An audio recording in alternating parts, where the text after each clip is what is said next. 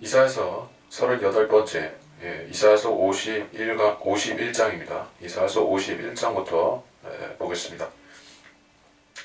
의를 좇는 너희여, 주를 찾는 너희여, 내게 경청하라. 너희가 잘려진 그 바위와 너희가 파내어진 그 구덩이를 유의해보라. 너희의 조상 아브라함과 너희를 낳은 사라를 유의해보라. 이는 내가 그를 따로 불렀고 그에게 복 주었으며 그를 증대케 하였음이라.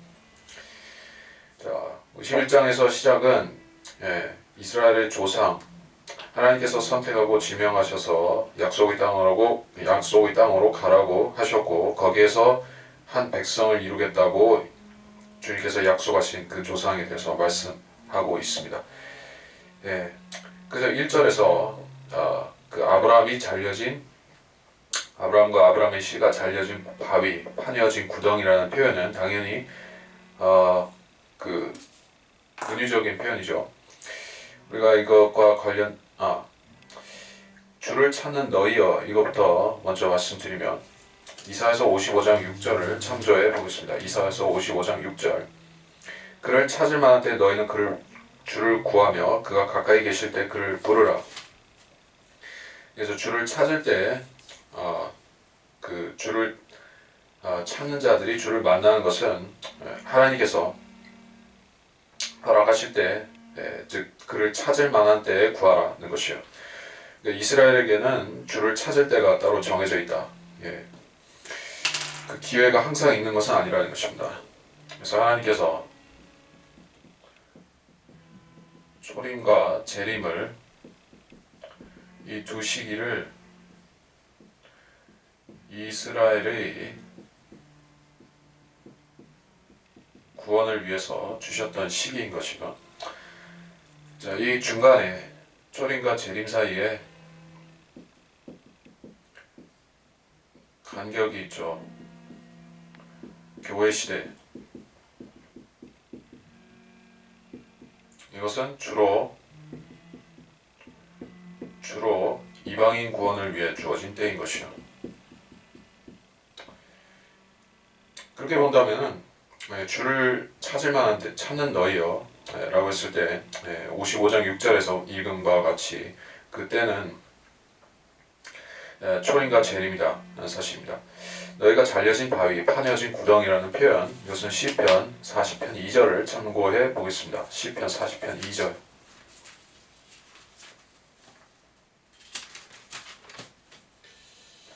그가 나를 무서운 구덩이와 진흙 수렁에서 끌어내셔서 내 발을 반석 위에 세우시고 내 걸음을 견고히 세우셨도다. 이게 역사적으로 일어난 사건이 아님에도, 역사적으로 이런 사건이 없었음에도 주님께서는 이런 일이 있었던 것 같이 말씀하시죠. 시편 40편에서 무서운 구덩이, 진흙 수렁. 이것은 그리스도에 관한 예언적인 언급인 것이요. 다윗 자신에게는 이러한 적이 없습니다. 주님께서는 구렁 아래로 내려가셨죠. 지하세계로. 그 죄인들이 죽어서 가는 그 장소, 지옥으로 가셨죠. 마찬가지로 이스라엘도 주님의 고난의 궤적을 따라간다는 것이요. 주 예수의 고난과 죽으심,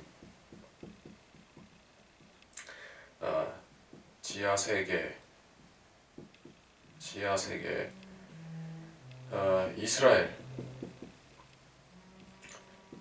지하세계로 가는 것이 아니라 이 지상에서 지옥을 맞닥뜨리는 것이요. 대환란. 실제적으로 그 지옥과 사망이 땅 위로 올라오는 것입니다. 그것은 계시록 6장에 지옥과 사망이 등장하는 것을 보면 우리가 잘 알 수가 있습니다. 그래서 이 구덩이, 바위 이런 표현은 예언적인 의미가 분명히 있는 것이요. 2절에서 아브라함과 사라에 대한 언급. 자, 이것은 물론 이스라엘에게 복 주셨다. 이스라엘을 물질적으로 그 풍요를 주셨다는 부분이지만은 영적으로 이것이 교회에게 적용될 수 있는가? 그것은 갈라디아서 3장 14절 이하를 잠깐 보도록 하겠습니다. 갈라디아서 3장.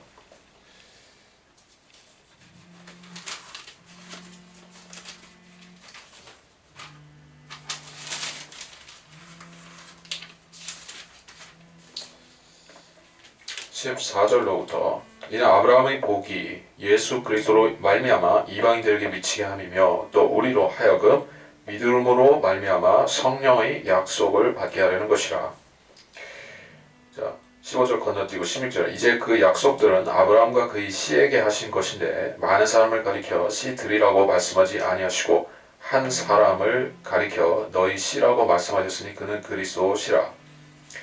그리스도가 아브라함의 아브라함의 그 모계로부터의 물론 씨죠. 마리아 계통으로. 그러나 그의 부계는 하나님으로부터 오셨죠.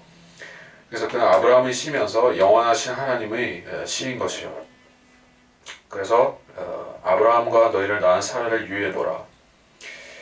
그래서 이건 이스라엘 때 언급이지만은 궁극적으로는 그리스도께서 아브라함의 복을 물려받으신 것이요. 그래서 그가 통치자로서 천년왕국에서 이스라엘과 이방을 다스리시죠. 뭐 더 해석할 것은 없고 3절에 주가 시온을 위로할 것이고 황폐한 곳들을 위로하고 광야를 에덴같이 만들고 사막을 주의 동산 즉 에덴같이 만들고 기쁨과 즐거움 감사와 노랫소리 이런 언급이 있습니다. 이거는 우리가 그냥 봐도 보면 알 수가 있죠. 재림이구나. 재림 후에 이 땅이 그 에덴 동산과 같이 바뀐다는 말씀이구나. 어렵지 않은 것이요. 뭐 여러 가지 참조 구절들을 댈 수가 있겠지만 뭐 하나만 가령 본다면은 요엘서 2장을 잠깐 보겠습니다. 요엘서 2장.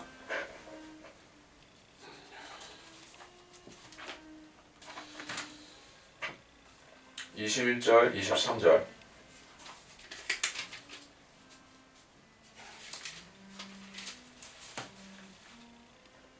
오 땅이여 두려워 말라 즐거워하고 기뻐하라 이는 주께서 큰 일들을 행하실 것임이라.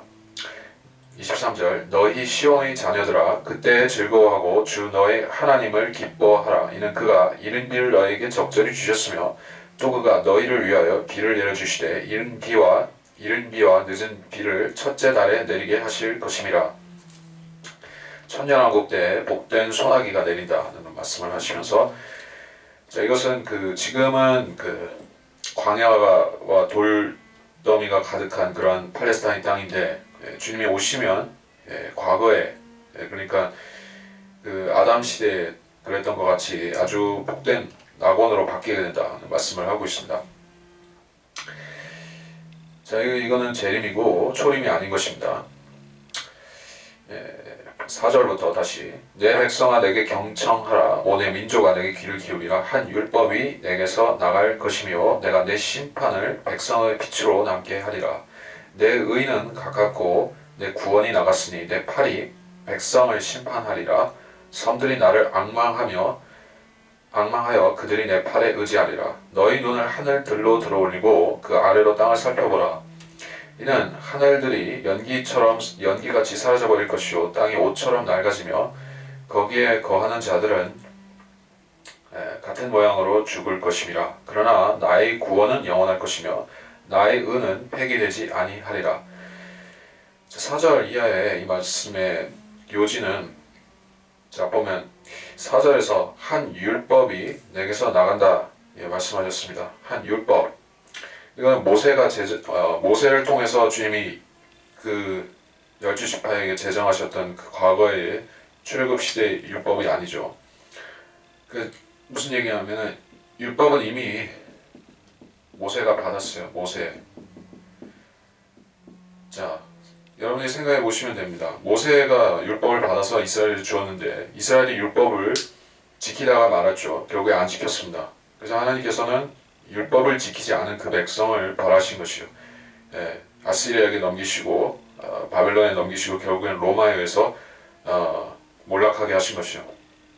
근데 나중에 회복시키실 때는 주님께서 조건이 있는 것이요. 이제부터는 내가 너의 마음속에 영원히 율법을 심어줄 것이다.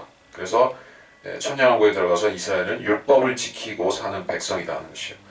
천년왕국은 율법 국가, 율법 세상인 것이요.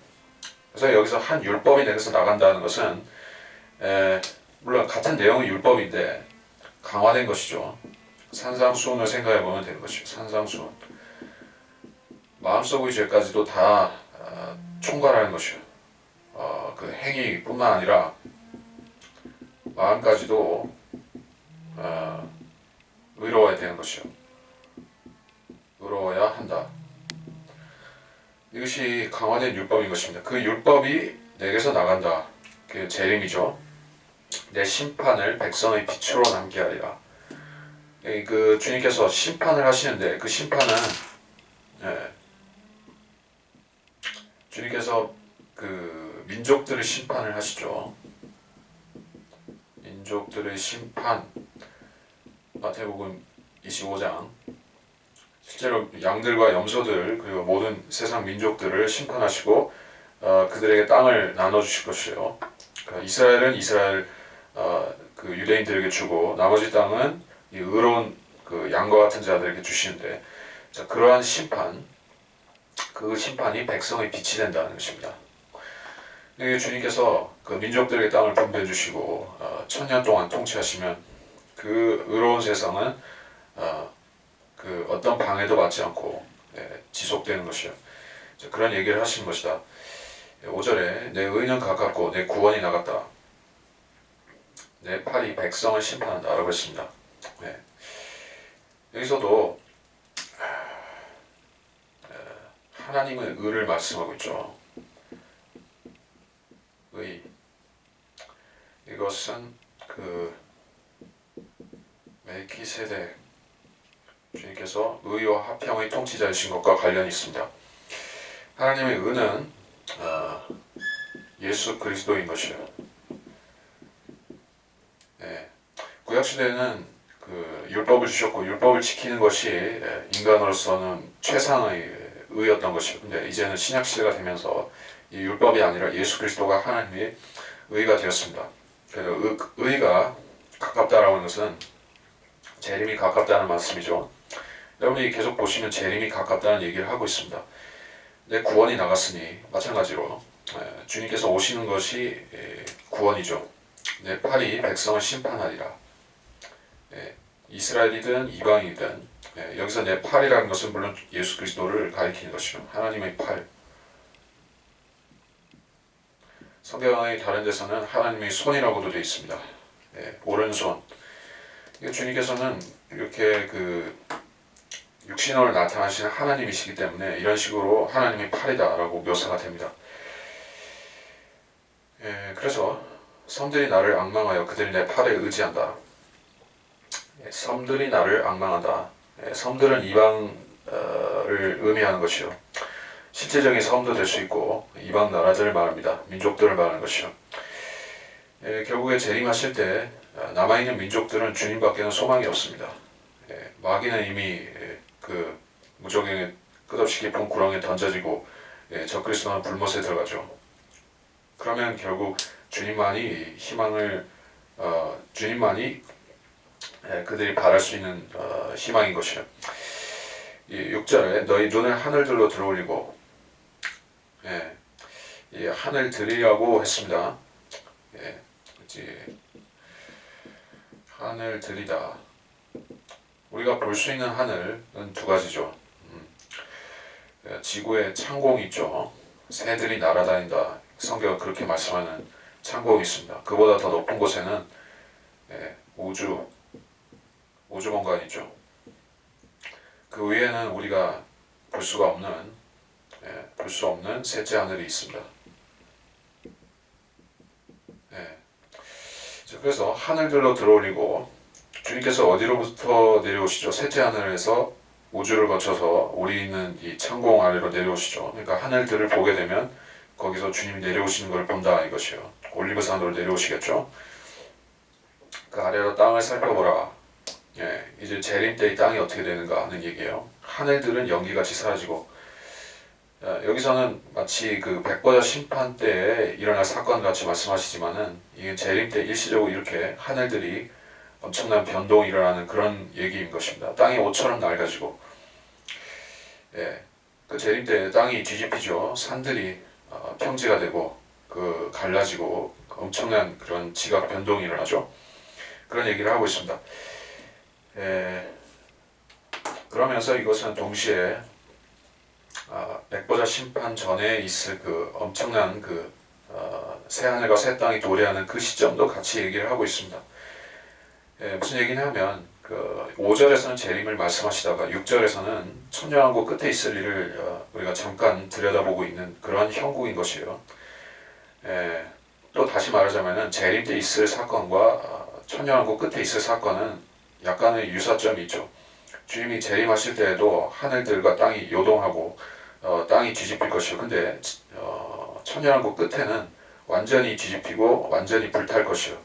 완전히 없어진다는 차이점이 있죠. 그러나 유사한 부분도 있습니다. 그래서 거기에 거하는 자들은 같은 모양으로 죽을 것임이라. 이거는 그 백보자 심판 그 시점을 말한다고 보는 것입니다. 나의 구원은 영원하고 나의 은은 폐기되지 아니하리라. 자, 그 주님 재림하실 때에도 구원받는 이 땅에 구원받는 사람들이 있고 천년왕국 끝에도 구원받는 사람들이 의인들이 있는 것이요. 성경에서 예수님의 피를 말미암아서 그 보혈의 능력으로 말미암아서 믿고 구원받는 사람들을 의인이라고 부르지만 그 외에 구약 시대나 혹은 대환란 시대 혹은 천년왕국 시대에 구원받은 의인들이 있는데 그들은 예수님의 의를 믿었을 뿐만 아니라 구약 시대를 빼고 천년왕국 때는 예수님의 의를 신뢰할 뿐만 아니라 그들이 율법을 지키고 사는 그 의인들인 것이요. 그 대환란 때도 마찬가지죠. 그런 의인들인 것입니다. 나의 구원은 영원할 것이며 나의 은은 폐기되지 아니하리라. 이게 무슨 말인가? 구원의 영원한 보장, 구원은 영원하다 이런 말씀을 하고 있죠. 나의 구원은 영원하고 이렇게 말씀하고 있습니다. 구약 시대에는 구원의 영원한 보장이라는 것이 존재하지 않았습니다. 다윗도 그런 보장이 없었습니다. 물론 시편에서 32편 1절 2절로 다윗이 그런 앞으로 그렇게 영원한 보장이 있다는 예언적인 말씀을 했지만은 그것은 그 당시가 아니라 신약 시대에 된다는 얘기였습니다. 하나님의 의가 영원한 구원의 보장을 약속한다는 그런 말씀을 하고 있습니다. 물론 우리는 신약 시대에 영원한 보장의 적용을 받고 있죠. 예수님을 믿었을 때 바로 그 영원한 보장이 우리한테 적용된 것이요. 근데 지금 예수를 안 믿었던 사람들이 나중에 자식을 낳고 또 낳고 해서 그 천년왕국 끝에까지 가면 그 사람들은 그 시점에 구원의 보장을 받는 것이에요. 그때부터는 더 이상 그 죽음도 죄도 없고 그런 무죄 세상이 되어서 그때부터는 구원의 보장이 모든 그 하늘과 땅에 사는 인류에게 적용이 된다는 얘기죠. 그런 말씀이 계시록 21장에도 있죠. 우리가 잠깐만 보자면은 보겠습니다.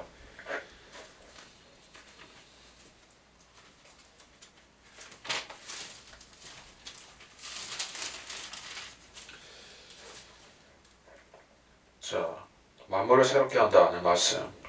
이 계시록 21장 5절, 6절. 또 보좌에 앉으신 분이 말씀하시기를 보라 내가 만물을 새롭게 만드노라 하시고 또 내게 말씀하시기를 이 말씀들은 참되고 신실하니 기록하라 하시고 또 내게 말씀하시기를 다 이루었노라 나는 알파와 오메가여 시작과 끝이라 내가 목마른 자에게 생명수의 샘을 값없이 주리라. 하나님께서 영생을 값없이 주신다는 그런 보편적인 보장을 주시고 계시죠. 언제 이렇게 말씀하십니까? 계시록 21장은 이제 더 이상 마귀도 죽음도 없는 그런 완전한 새로운 새하늘과 새 땅이 된 그 시점이죠. 지금이 아닙니다. 그러니까 새하늘과 새 땅이 되면 모든 거기 사는 사람들은 죄로 인해 타락하거나 지옥에 갈 일이 없는 것이요. 죽지도 않는 것입니다. 근데 우리는 지금 현재 이사야서 51장 6절에 말씀한 이 영원의 보장을 우리가 지금 받고 있는 것이요. 놀라운 일이죠. 이것이 이 시대 구원받은 사람들이 아주 큰 특권인 것입니다. 근데 많은 사람들이 그런 얘기를 하지 않는 것이요. 구원받은 사람들이 보장이 있다. 영원한 보장이 있다. 그러면 사람들이 또 행위를 가지고 또 이런저런 트집을 거는 것이죠. 행위가 있어야 된다. 그렇지 않습니다.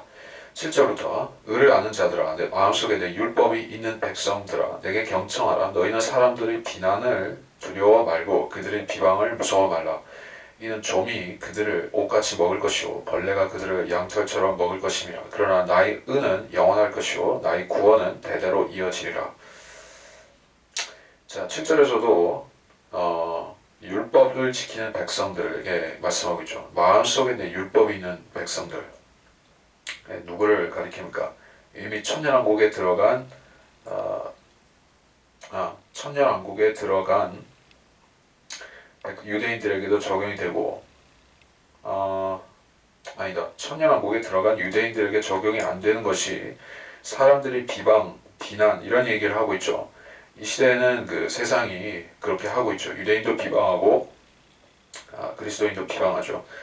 그러니까 지금 이 시대에 적용이 되는데 교회 시대 크리스찬들이 의를 아는 자들이고 마음속에 하나님의 율법이 있는 백성들이라는 말씀에 적용이 될 수가 있고 또 율법 시대에 그러니까 이사야 시대의 유대인들 가운데서 율법을 지키는 선한 유대인들도 이러한 말씀의 대상인 것이요.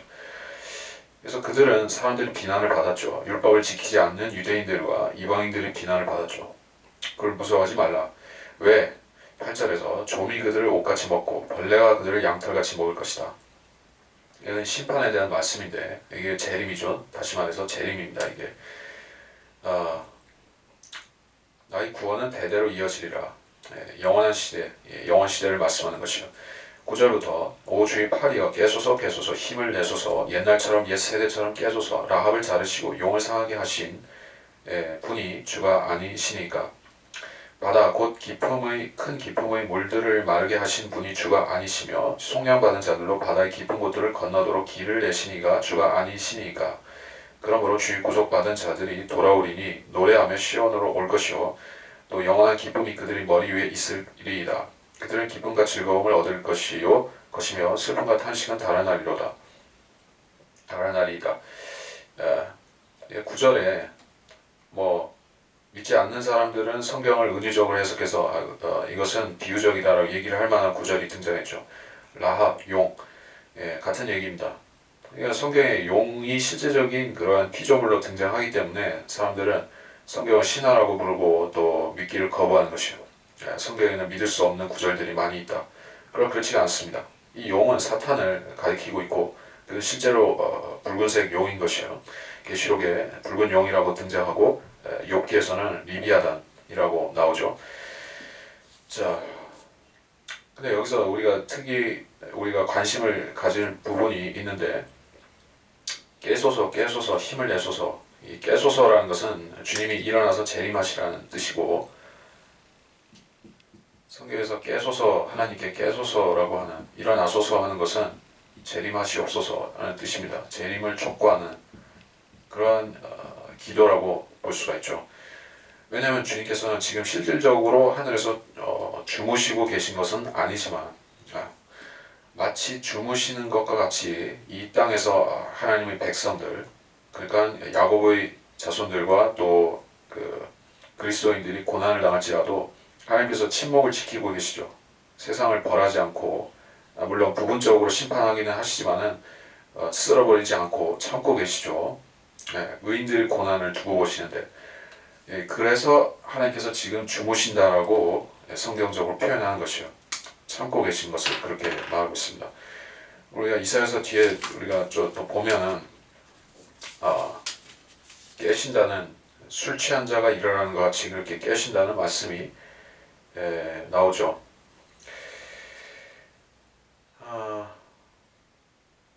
포도즙 틀을 밟을 것이다. 잠깐 이게 이 구절이 아닌데 하여간에 63장으로 생각했는데 포도즙 틀을 밟는 자 같이 주님께서 오신다고 했습니다.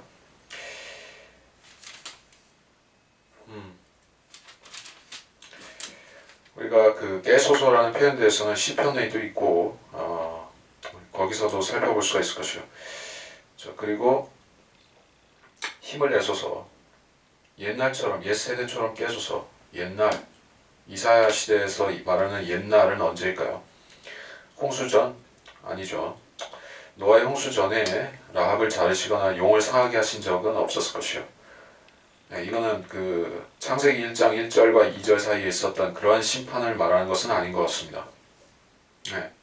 옛 세대라고 했기 때문에 이건 인간들의 그 아담 이하에 있었던 그 세대들을 말하는 것이지 창세기 1장 1절 그 시대를 말하는 것은 아닙니다. 그때는 엄청난 물론 그 무심판이 있긴 했었지만 그때 얘기하는 게 아니라 이 그 출애굽기의 그 시대를 말하는 것이죠. 그때 주님께서 이집트에 10가지 재앙들을 내리셨죠.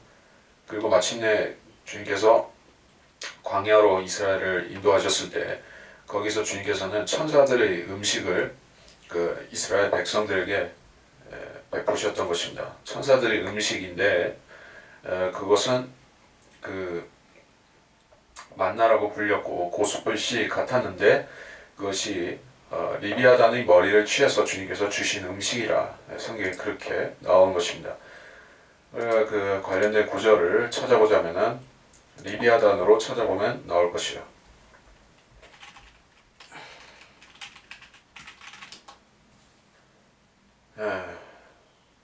시편 74편 14절이죠. 74편 14절. 리비아단의 머리들을 산산조각 내셨다. 광야에 거하는 백성들에게 식물로 주셨다. 이런 말씀이 등장하는 것이요.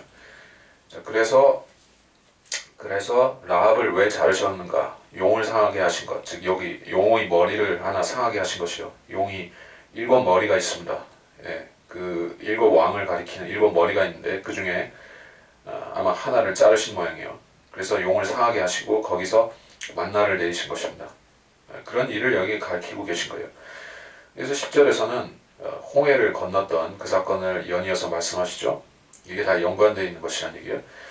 큰 기품의 물들을 마르게 하신 분이 주가 아니시며, 물론 성경적으로 큰 기품이라고 할 때 그 the deep이라고 할 때 그거는 그 홍해를 가리키는 게 아니라 하늘들 사이에 있는 엄청난 그 물을 말하는 것이긴 하지만 여기서는 그 기품에 이 홍해를 빗대어서 말한다 이렇게 표현할 수가 있어요. 말할 수가 있어요. 왜냐하면 홍해를 가르신 사건이 나중에 일어날 일의 예표이기 때문에 그렇습니다. 홍해를 건넌 사건, 홍해를 가르신 사건 이게 나중에 어떤 일을 예표하죠? 그러니까 주님께서 그 물들을 가르고 내려오시죠. 그런 장면이 시편에 나오는데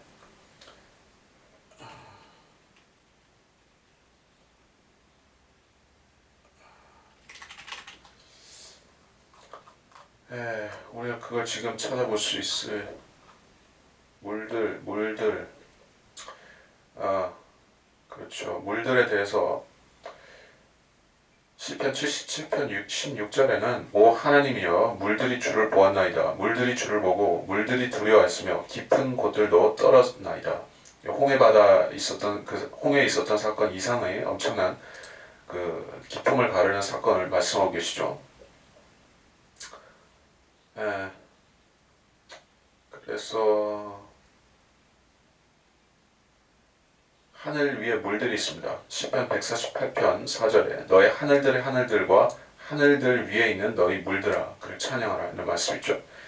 하여간에 주님께서 물들을 가르시고 내려오시는 사건이 발생할 것이요. 그것이 바로 계시록 19장에 흰 말을 타고 내려오실 때 물들을 가르고 내려오신다는 뜻이에요.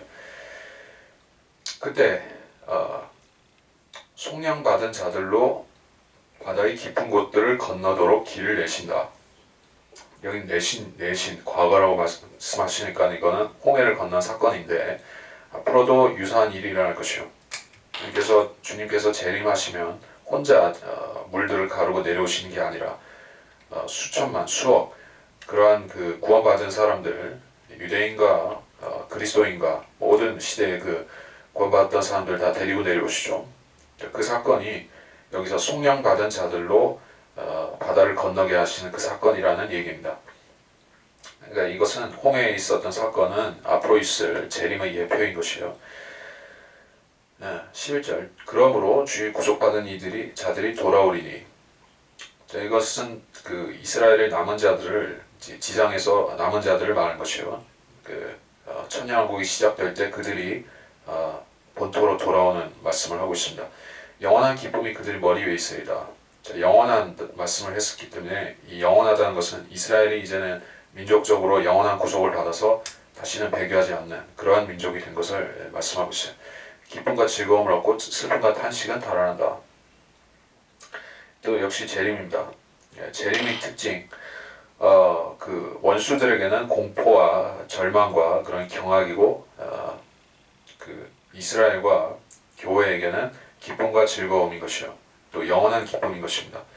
그 날에는 어떤 슬픔도 어떤 탄식도 없을 것이다 는 말씀이요. 이것이 가능할 수가 있습니까? 이스라엘은 죽은 자들을 실질적으로 돌려받게 될 것입니다. 욥기에 욥이 자녀들이 다 죽었다가 다시 살아나죠. 실질적으로 다시 살아나는 말씀입니다. 욥기 마지막을 보시면 그것처럼 환란 때 죽었던 수많은 유대인들, 그들 가운데서 구원받은 사람들은 다 살아날 것이요. 짐승의 표를 받았으면은 안 되겠지만은 구원받은 유대인들은 다 살아나는 것이요. 그러면 그들은 천년왕국에 들어가서 서로 그 슬픔을 잊고 환란 시대와 지금의 교회 시대나 그 전에 겪었던 그 민족의 고난을 잊고 완전히 행복하게 산다는 말씀입니다. 이 12절, 내가 누구기에 죽을 사람을 두려워하며 풀같이 될 사람의 아들을 두려워하느냐. 이것은 그 적그리스도, 악인, 거짓 선지자 이런 자들을 가리키는 것입니다. 또 이방인들을 가리키는 것이요.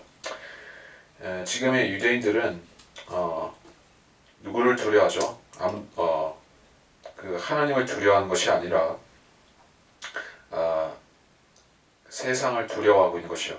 또 세상으로부터 자기들이 그 이익을 취해서 자기들이 세상을 지배하려고 하는 것입니다.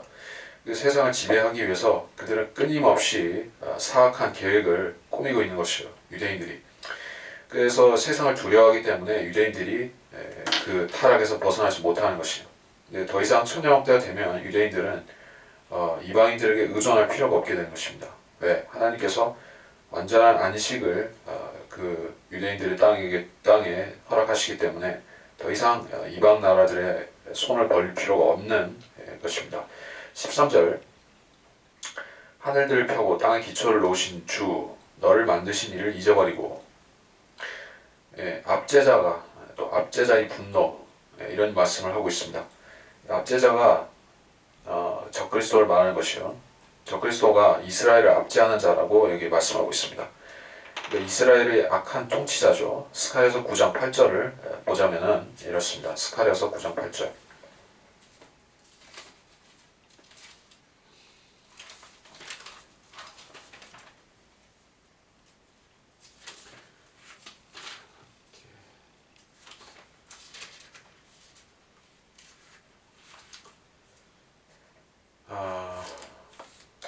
내가 군대로 인하여 지나가는 자로 인하여 또 돌아오는 자로 인하여 내 집 주위에 진을 치니 그러면 어떠한 압제자도 다시는 그곳들을 통과하지 못하리라. 이는 내가 지금 내 눈으로 보았습니다.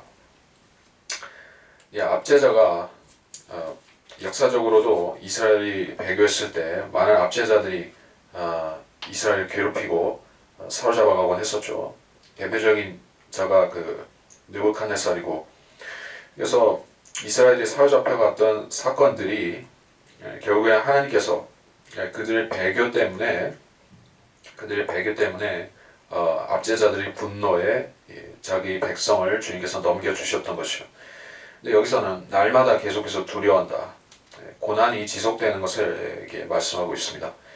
이사야 당시에 예언한 데는 이 압제자의 분노는 물론 느부갓네살이나 카이사나 다른 압제자에게도 적용될 수 있겠지만, 역사적으로 이스라엘을 압제했던 자들에 적용될 수가 있지만, 여기서 말씀하는 궁극적인 그 대상은 적그리스도인 것이요. 여기서는 분노가 어디 있느냐, 그러면서 문맥적으로는 재림을 가리키기 때문에 재림 직전에 나타나서 이스라엘을 크게 괴롭힐 바로 그 악한 이스라엘 통치자 적그리스도를 말하고 있는 것이요. 자, 그리고 포로되어 끌려간 자가 속히 노일이니 그는 구덩이에서 죽지도 아니할 것이요 그의 양식이 부족하지도 아니하리라. 포로되어 끌려간 자가 놓인다. 누가 포로되어 끌려갔다는 얘기요? 물론 지금 이스라엘이 전 세계에 아직 많이 흩어져 있는 건 사실이지만 유대인들이 지금 그들이 포로되어서 잡혀 있는 건 아니죠. 유대인들은 지금 본토로 많이 돌아갔습니다. 또 하나님께서 돌아가라고 하고 계시고 돌아갈 수 있는 방법도 많이 있습니다. 근데 아직까지 안 돌아간 사람들은 사로잡혀 있는 사람들이 아니라 자기가 안 돌아간 사람들이죠. 근데 여기서는 포로되어 끌려가고 잡혀간 자들을 또 언급하시기 때문에 재림 때 그런 자들이 있다는 것이요. 이스라엘은 대환란 때 또 한 번의 디아스포라를 겪게 된다 하는 그런 예언적인 말씀이죠. 구덩이에서 죽거나 양식이 부족하지 않으리라. 자, 잡혀간 자들은 사정이 더 낫다는 얘기를 하고 계십니다. 우리가 잠시 마태복음 24장에서 종말장의 그 설교에 대해서 보자면은 이렇습니다. 마태복음 24장.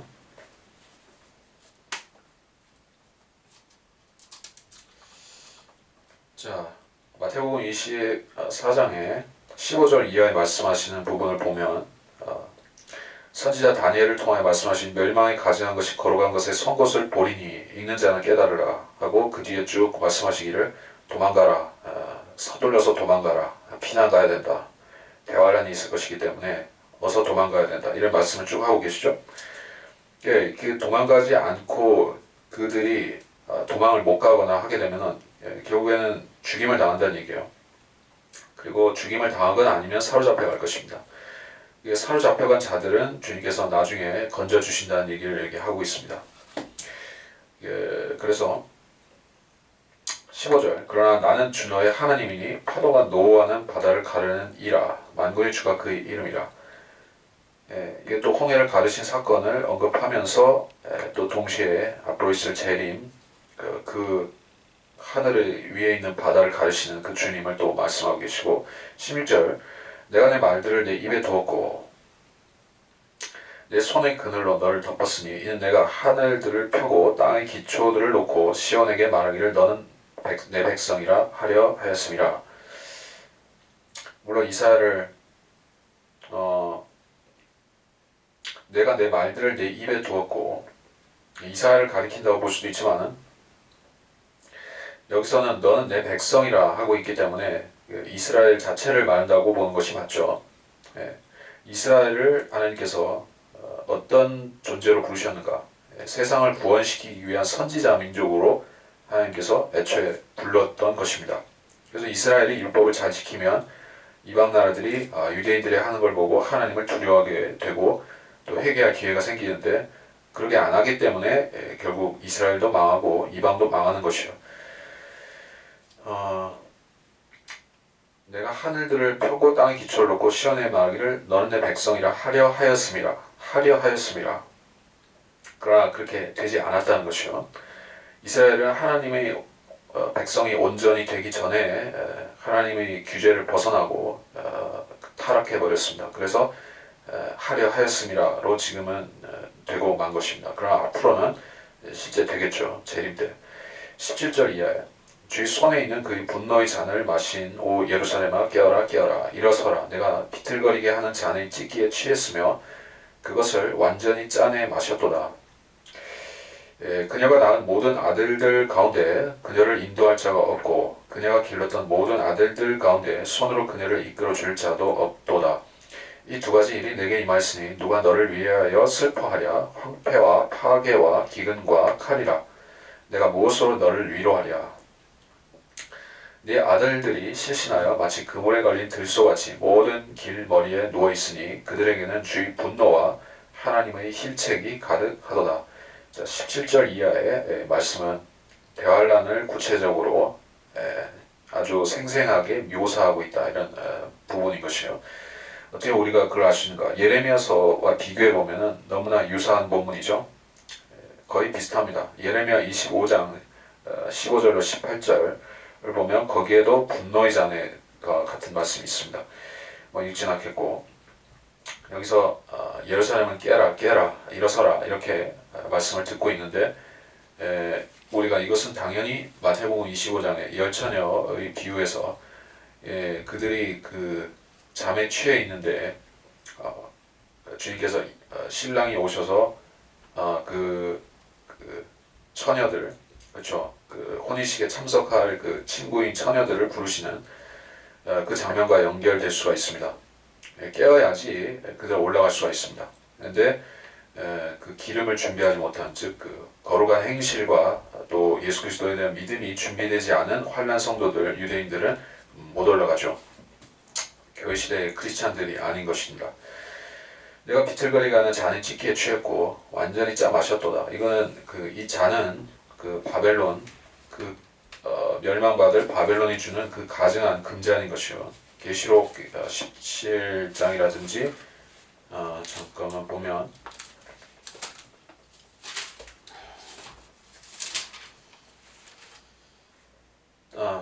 자, 금잔을 가졌어요. 금잔. 예, 17장, 계시록 17장 4절. 그 여자는 자주색과 주홍색 옷을 입고 금과 보석과 진주로 장식하고 손에는 금잔을 가졌는데 그 잔은 가증스러운 것들과 그녀가 행한 음행의 더러운 것들로 가득 찼더라. 이 그 바벨론 로만 캐토릭이라는 이 창녀가 가진 잔이 가증스러운 포도주 잔인데 금잔입니다. 그래서 그 잔에서 완전히 짜내 마신다는 것은 하나님의 심판을 몸소 경험한다는 것이요. 심판에 들어간다는 것입니다. 이스라엘이 환란 때 하나님의 그 심판의 도구인 그 바벨론과 적그리스도에게 당하는 모습이요. 18절 그녀가 낳은 모든 아들들 가운데 그녀를 인도할 자가 없다. 이스라엘의 총체적인 배교를 말씀하고 있습니다. 인도할 자가 없을 정도, 백성의 지도자를 뽑을 수가 없을 정도로 다 타락한 것이요. 그녀가 길렀던 모든 아들들 가운데 이끌어줄 자가 없다. 지도자가 없게 된 것이요. 우리가 앞서 이사야서 앞부분에서도 이스라엘이 망하게 되니까 결국 통치자들이 어떻게 됩니까? 수준이 저하되죠. 유치하게 되고 질이 떨어진 것이요. 결국에는 아이들이 다스려야 할 지경이 된다. 이사야서 3장에 그런 말씀이 있었죠. 이사야서 3장 4절, 5절에 그런 말씀이 있습니다. 또 내가 아이들로 그들의 통치자들이 되게 하고 아기들로 그들을 다스리게 하리라. 백성들을 모두가 서로 그의 이웃에 의해 압제당할 것이며, 이런 말씀이 있어요. 결국에 그 대환란 때 이스라엘이 그 민족 자체도 감소하고 죽임당하고 또 변변한 사람이 없는 것이요. 그런 참담한 지경이 된다. 19절 이 두 가지 일들이 임하였으니 누가 너를 위해 슬퍼하랴. 황폐와 파괴와 기근과 칼이라. 내가 무엇으로 너를 위로하랴. 그래서 인간이 가져온 그 황폐와 파괴도 있지만은 그 전쟁 같은 것도 있지만은 기근은 하나님께서 주신 초자연적인 심판이죠. 대환란 때 엄청난 기근이 있죠. 그래서 그 계시록 6장에 보게 되면 그 기근에 대한 참담한 실정이 나온 것입니다. 잠깐 보실까요? 계시록 6장 6절 그때 내 짐승들을 한가운데서 한 음성을 들었는데 말하기를 밀 한 대가 한 데나리온이요 보리 석 대가 한 데나리온이라 하고 또는 기름과 포도주는 손상시키지 말라 하더라. 기근. 이 기근이 이스라엘도 덮치는 것입니다. 그래서 유대인들이 이 고난에 시달리고 있는 모습. 20절에 네 아들들이 실신하여 그물에 걸린 들소같이 모든 길거리에 누워있다. 비유적인 표현이죠. 그래서 그들에게는 주의 분노와 하나님의 힐책이 가득하도다. 그러니까 대환란은 하나님께서 이스라엘을 힐책하고 주의 분노를 허부으시는 그런 사건인 것이요. 이스라엘에 대한 하나님의 분노가 쏟아지는 시간인 것입니다. 21절 그러므로 포도주가 아닌 것을 취한 너 고통받는 자여 이제 이 말을 들으라. 주 너희 주가 또 자기 백성의 주장을 대변하는 네 하나님이 이같이 말하노라. 보라 내가 비틀거리게 하는 잔 즉 내 분노의 잔의 찢기를 내 손에서 빼앗았으니 내가 다시는 그것을 마시지 못할 것이니라. 그 대신 내가 그 잔을 너를 괴롭힌 자들의 손에 주리라. 그들이 내 혼에 말하기를 엎드리라. 우리가 넘어가리라 하니 내가 내 몸을 땅바닥 같이 거리같이 눕혀 그들로 넘어가게 하였느니라. 이스라엘이 고통받고 있는 이유는 그 하나님께서 취하게 하는 그 잔을 주셨는데 그 잔은 그냥 포도주가 아니라 포도주는 사람들을 기쁘고 흥겹게 만들어주는 그런 음료죠. 어디서 우리가 그 사실을 알 수가 있죠? 그 카나 혼인잔치에 대한 말씀 요한복음 4장 거기 보면은 사람들이 포도주를 마시고 즐거워한다. 그 외에 다른 성경 본문에서도 포도주는 사람을 기쁘게 하는 것이요. 사람을 기쁘게 하는 것인데 대환란 때 이스라엘이 마시는 그 금잔에 있는 그 취하게 하는 것은 고통을 준다는 것이요. 22절 그거는 하나님의 심판으로부터 온 것인데 비틀거리게 하는 잔, 내 분노의 잔, 큰 바벨론이 받은 그 잔의 찢기를 내 손에서 빼앗았으니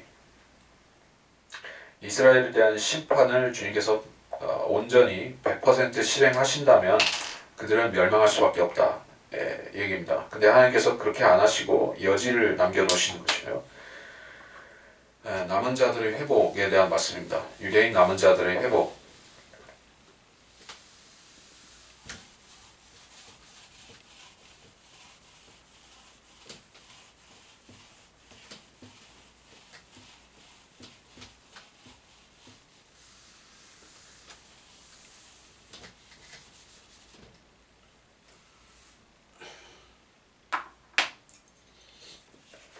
자, 로마서에 유대인의 회복에 대해서 보자면은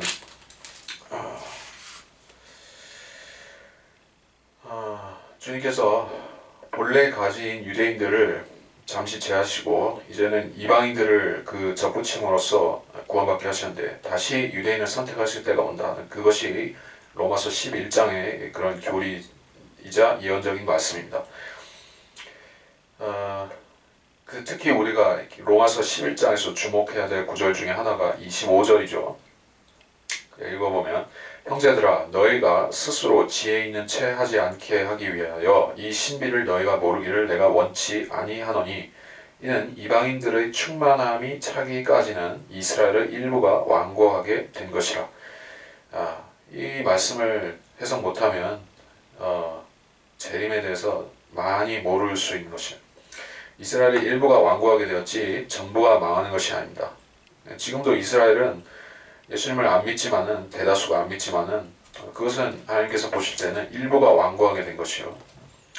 나중에는 이스라엘이 전부 다 구원을 받게 된다. 이 말씀이 26절에 또 나오죠. 그리하여 온 이스라엘이 구원을 받으리라. 언제? 기록된 바 구원자가 시온에서 와서 야곱에서 경건치 아니한 것을 제거하리라. 구원자가 시온에서 온다 했습니다. 시온은 하늘에도 있고 땅에도 예루살렘이라는 도시가 있죠. 주님께서 북쪽 하늘에서 내려오실 것이요. 그러면 재림하심으로써 이스라엘은 그들의 불경강한 것이 제거되고 민족의 죄가 제거되고 결국 그 복된 민족으로 재탄생하게 될 것입니다. 그것이 온 이스라엘의 구원이다는 것이요. 자, 그래서 내가 무슨 얘기를 하다 이 얘기를 했냐면은 내가 다시는 그것을 마시지 못할 것이라.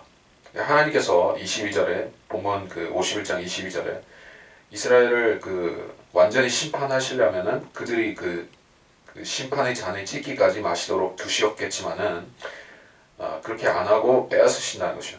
내가 빼앗았으니 다시는 마시지 못한다. 이제 다시는 그런 엄청난 심판을 안 주시겠다는 것이요. 그 대신에 남아있는 심판의 남은 부분들을 이방인들에게 주신다. 즉 그 이스라엘을 괴롭힌 자들의 손에 주신다는 것이요. 이방인들이 유대인들을 어떻게 대했는가? 엎드리라 우리가 넘어가리라.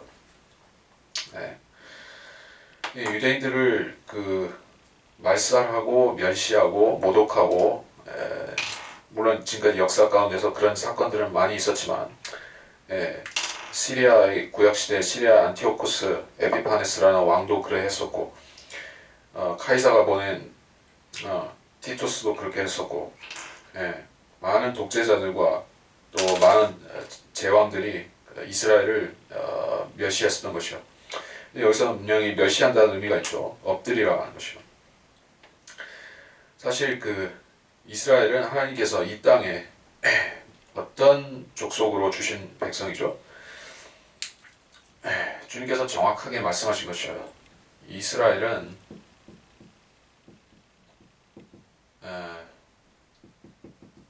하나님의 빛과 소금인 것이요. 특별히 소금이라는 의미는 땅을 부패시키지 않고 보존하는 의미가 있는 것입니다. 이스라엘이 이방인들이 아무리 가증한 죄를 짓는다 할지라도 이스라엘이 하나님을 잘 따르면 하나님께서 이스라엘을 봐서 세상을 좀 심판을 넘겨주실 수가 있는데, 이스라엘이 엄한 짓을 하면 하나님께서는 결국 이방인들까지 한데 묶어서 치시는 것이요.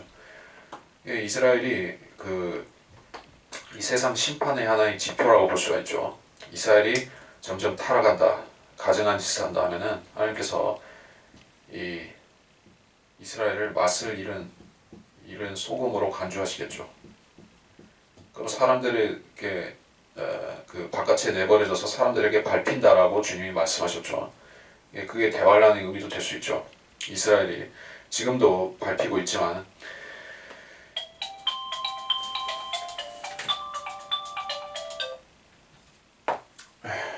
자, 그래서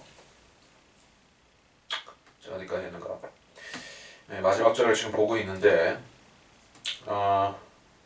여기서 더 설명할 거 없을 것 같습니다. 그 사람을 거리 또는 그 땅바닥으로 비유해서 묘사를 했습니다. 여기서 더 자세한 얘기를 할 수 있겠지만 지금으로 넘어가고 52장을 좀 더 보고 이번 시간을 마무리 짓는 걸로 하겠습니다. 52장에 깨어라 깨어라 오 시온아 내 힘을 입으라 오 거룩한 성읍 예루살렘아 내 아름다운 옷들을 입어라. 이는 이제부터 할례받지 않은 자와 불결한 자가 다시는 내게 들어오지 않을 것임이라. 오 예루살렘아 먼지를 떨어버리고 일어나 앉으라. 오 시온의 사로잡힌 딸아 내 목의 줄을 스스로 풀지어다. 주가 이같이 말하노니 너희가 값없이 팔렸으니 돈 없이 속량되리라. 이번에는 하나님께서 깨소서 하는 그 말씀이 51장 9절에 있었더니 이번에 52장 1절에서는 시온에게 깨어라 깨어라 말씀하고 있어요. 그러니까 순서가 그렇다는 것이에요. 하나님께서 먼저 일어나셔서 시온을 깨우시고 시온이 깨어난다는 것은 천년왕국에 왔다는 것입니다. 다시 말해 시온이 깨어야 새아침이 밝고 새아침이 밝아야 천년왕국의 그 하루가 시작되는 것이죠. 천년이라는 긴 예언적인 하루가 시작되겠죠. 거룩한 성읍 예루살렘아 아름다운 옷들을 입어라. 지금도 예루살렘은 사실 아름다운 도시라고 볼 수가 있습니다. 물론 거기에 흉물스러운 그런 오마르 모스크라는 그런 모슬렘들이 우상 신당이 있긴 하지만은 그것을 제외하면 예루살렘은 지금도 아름다운 도시죠. 근데 그 과거의 그 영광은 지금과 비교가 안 되는 것이었어요. 유대인들이 좋아하는 그 민족 가요 중에 하나가 황금의 성 예루살렘이라는 노래가 있죠. 그만큼 그 다윗 시대 그리고 솔로몬 시대에 와서 예루살렘은 황금의 도성이었던 것이죠. 근데 그건 앞으로 주님께서 오시면 전 세계의 통치자이신 주님께서 거기서 다스리시면 그때 가면 엄청난 영광을 또 누리게 된다는 것이죠. 그래서 아름다운 옷을 입어라. 할례받지 않은 자, 불결한 자가 들어오지 않을 것이다. 할례받지 않은 자, 즉 이방인을 말하고 있습니다. 유대인이 아닌 자들이 자기 멋대로 못 들어온다는 것이요. 물론 이방인들이 전혀 예루살렘에 못 들어오는 건 아닙니다. 그러니까 하늘의 예루살렘도 물론이고 땅의 예루살렘에도 이방인들이 들어올 수가 있어요. 지금 우리가 시간적으로 살펴볼 수 있겠네요. 스가랴서 장막절을 지키러 그 이방인들이 온 세상 이방인들이 다 오죠.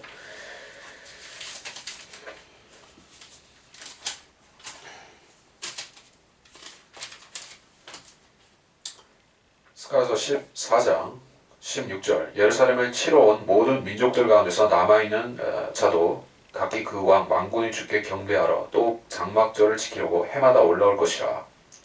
17절 땅의 모든 족속 중에서 그 왕군의 주를 경배하려고 예루살렘에 올라오지 아니하는 자들에게는 비가 내리지 아니하리라. 예루살렘에 올라오라고 되어 있어요. 천년왕국때. 그래서 할례받지 않은 자, 불결한 자가 수시로 아무 때나 들어올 수는 없다는 얘기죠. 여기서는 52장 1절에서는 장막절에만 특별히 올 수가 있습니다. 그 외에는 유대인들만 사는 도성이에요. 이게 52장 2절 예루살렘은 먼지를 떨어버리고 일어나 앉으라 스스로 줄을 풀라 했어요. 이것은 그들이 그 대환란 때 노예 포로가 된 신세에서 스스로 해방되라는 것이요. 예, 애가 2장 10절을 보겠습니다.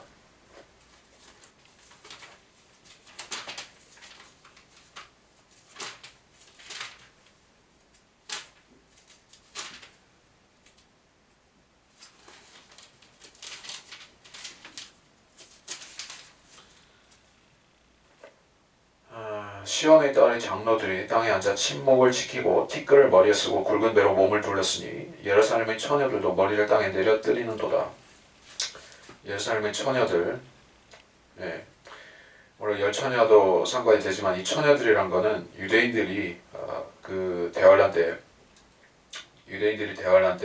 그 하나님께서 그 민족을 이혼 증서를 주고 지금 배교한 자들을 버리셨죠. 그래서 그들은 여기서는 그 민족들 가운데서 처녀들인 것이요. 시온에 사로잡힌 딸인 것입니다. 네 목의 줄을 스스로 풀라. 너희가 값없이 팔렸으니 돈 없이 속량되리라. 유대인들이 예수님을 그 바리새인들이 몇 푼에 팔았죠. 은하 30냥에 팔아넘겼던 것입니다. 근데 하나님께서는 아이러니하게 유대인들이 값없이 돈 없이 팔려가게 만드신 것이요. 이방인들이 대환란 때 유대인들을 죽이거나 사로잡아거나 할 때 유대인들을 그 값으로 칠 가치도 없다고 여겨서 그냥 그 우상으로 거래하는 그런 비참한 모습인 것이요. 가장 낮은 자들이 된 것입니다. 그러나 하나님께서는 그들을 해방시켜 주실 때도 돈 없이 속량시켜 주신다. 4절 주 하나님 이같이 말하노라. 내 백성이 이전에 이집트에 내려가 거기서 기거하였고 또 아시리아인이 까닭없이 그들을 압제하였느니라. 그러므로 주가 말하노라. 내 백성이 값없이 잡혀갔으니 이제 내가 여기서 무엇을 가질까? 주가 말하노라. 그들을 다스리는 자들이 그들로 하여금 울부짖게 하며 내 이름이 매일 계속해서 모독을 당하는도다. 그러므로 내 백성은 내 이름을 알리라. 그러므로 그들은 그 날에 말하는 이가 나라는 것을 알리라. 뭐라? 나니라. 이집트에 내려갔을 때, 또 아시리아인이 그 북이스라엘을 사로잡아 갔을 때, 이스라엘은 값을 받지 않고 팔려갔는데, 그때와 마찬가지로 5절에서는 내 이름이 매일 계속해서 모독을 당하노다. 이것은 대환란 때 계시록 13장 1절에서 6절, 적그리스도가 하나님의 이름을 모독하는 것입니다. 그 부분을 예언적으로 다루고 있고 6절에서 내 백성은 내 이름을 안다.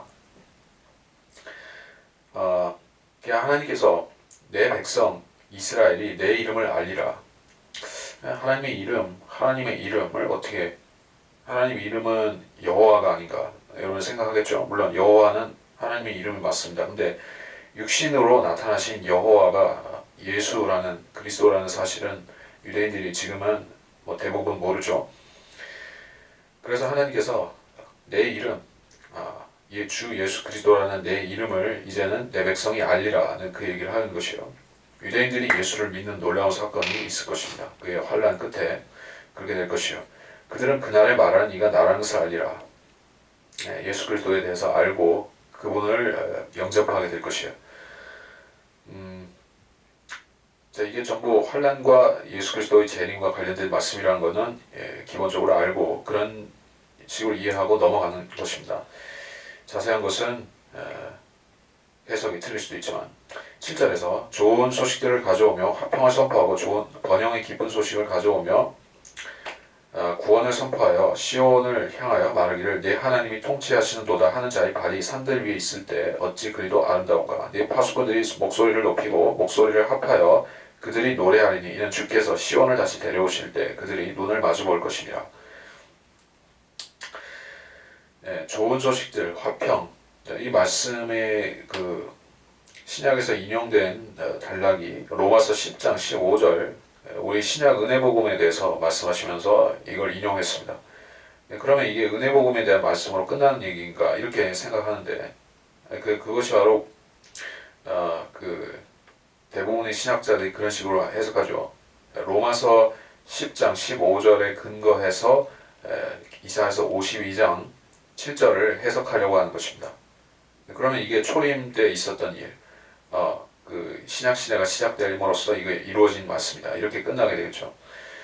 그렇게 될 수가 없는 것이요. 자, 여기서는 이방을 향해서 말하시는 게 아니라 시온을 향해 말하고 계십니다. 이방 땅에 구원받은 크리스찬들에게 구원을 선포하고 있는 게 아니라 시온, 즉 이 땅의 이스라엘, 예루살렘을 향해서 하나님의 화평과 또 번영과 구원을 선포하고 있는 것이요. 시대가 신약 시대 얘기가 아닌 것이죠. 내 하나님이 통치하시는도다. 자, 이게 어떻게 이 시대에 시온에서 이루어진 말씀이 아니라는 것인데 그렇게 생각한다면 그 사람은 정신병원에 가봐야 되겠죠. 지금 시온에, 즉 예루살렘에 하나님이 통치하고 계시다라고 누군가 믿는다면 그 사람은 정신을 의심해 봐야 되죠. 하나님께서는 시온에서 지금 통치하고 계시지 않습니다. 시온을 다스리는 자는 과거에는 이방인들이었고 지금은 그 예수를 안 믿는 유대인들이 통치하고 있을 뿐인 것입니다. 그러나 나중에는 네 하나님이 통치하신도다. 즉 주 예수 그리스도께서 시온을 통치하신다. 이런 말씀이 나중에는 이루어질 것이요. 그러니까 이게 초림 때 끝나는 말씀이 아니에요. 하는 자의 발이 산들 위에 있을 때, 자, 그 천년왕국 때도 천년왕국의 복음, 기쁜 소식이 뭐냐? 그것은 예수님을 믿고 피 속죄를 받으라는 것이 아니라 예수님이 이제 시온에서 통치하신다. 하나님께서 시온에서 통치하신다. 이게 복음입니다.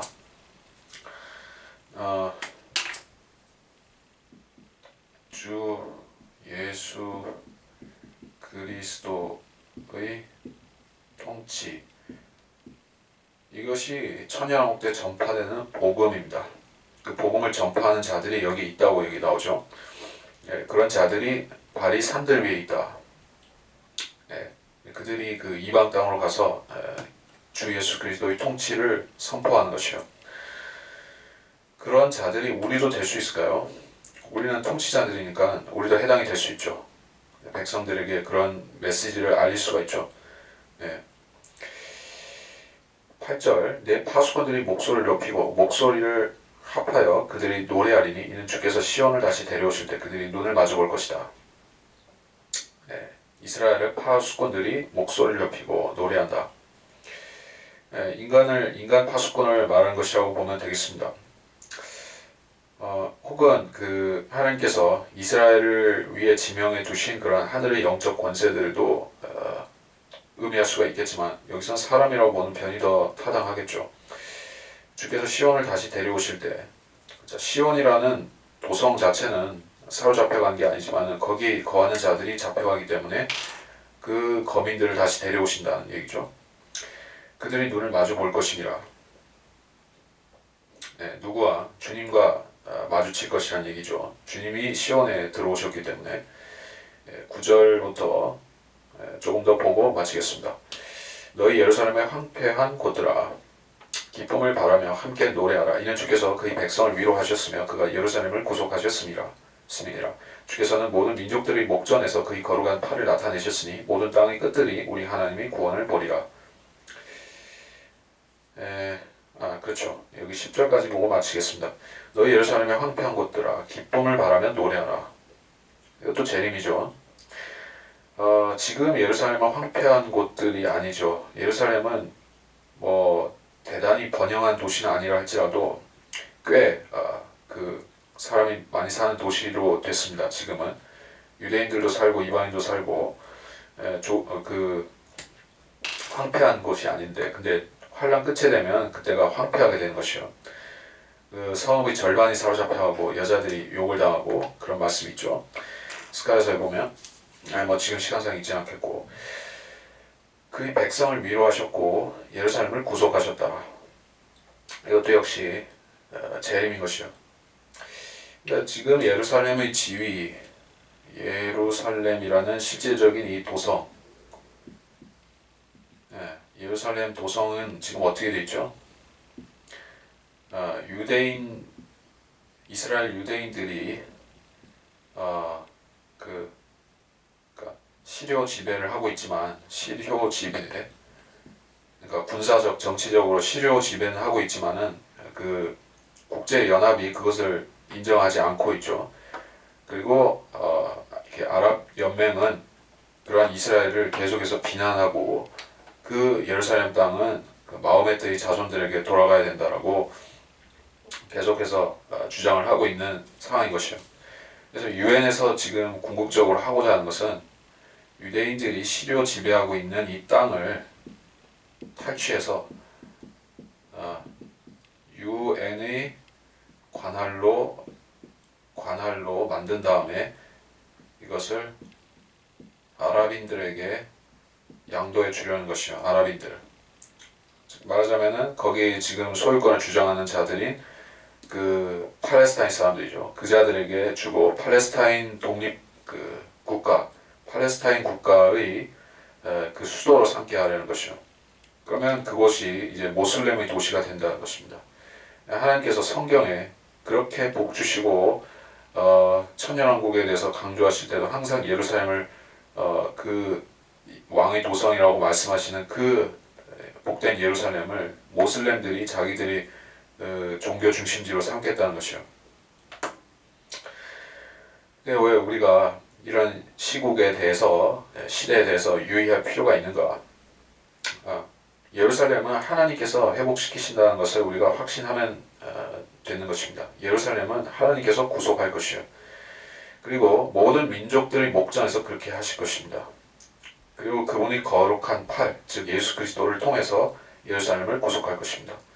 예루살렘을 탈취하려고 했던 모든 민족들은 무거운 돌을 들어올리는 자들 같이 멸망할 것인데 스가랴서에서 그런 말씀이 또 있죠.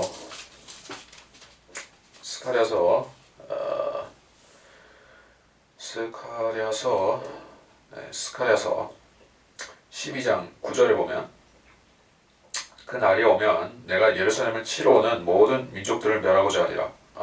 12장 앞부분에도 있죠. 12장 2절 보라 사람들이 유다와 예루살렘을 포위할 때 내가 예루살렘을 주위의 모든 백성에게 떨리는 잔이 되게 하리라. 그 날에 내가 예루살렘을 모든 백성에게 무거운 돌이 되게 하리라. 비록 세상의 모든 백성이 그것을 치려고 함께 모일지라도 그 돌을 드는 자들은 모두 산산이 부서지리라. 결국에 이스라엘이 그 마귀와 이방인들이 파괴시키는 타겟이 되고 이스라엘뿐만 아니라 궁극적으로는 예루살렘을 완전히 황폐화시켜야 그래야 성경이 이루어지는 것입니다. 황폐화시키고 하나님께서 오셔서 그 예루살렘을 황폐화시키던 그 자들을 멸하셔야 이제 재림이 되는 것입니다. 재림하고 천년왕국이 시작되는 것이요. 근데 지금 이 세상은 하나님께서 예언하신 그 마지막 때를 향해서 정확하게 가고 있는 것입니다. 예루살렘을 그 미국이 앞장서서 아랍인들에게 넘겨주기 위해서 흉계를 많이 꾸미고 실행했었죠. 아버지 아들 부시가 그렇게 했을 뿐만 아니라 클린턴도 했고 오바마는 당연히 하고 있고 앞으로 또 다른 대통령이 나타나서 이스라엘에게 나쁜 짓을 할 것이요. 예루살렘을 분할한다거나 아랍인들에게 팔아넘긴다거나 그런 짓들을 할 것입니다. 그러면 진노의 때가 오는 것이요. 이제 하나님께서 이 땅에 진노를 퍼부으시는 그 대환란이 도래하게 될 것입니다. 그 전에 교회는 주 예수 그리스도를 따라서 올라가게 될 것입니다. 이렇게 해서 52장 10절까지 보았습니다. 여기서 이 시간 마치겠습니다.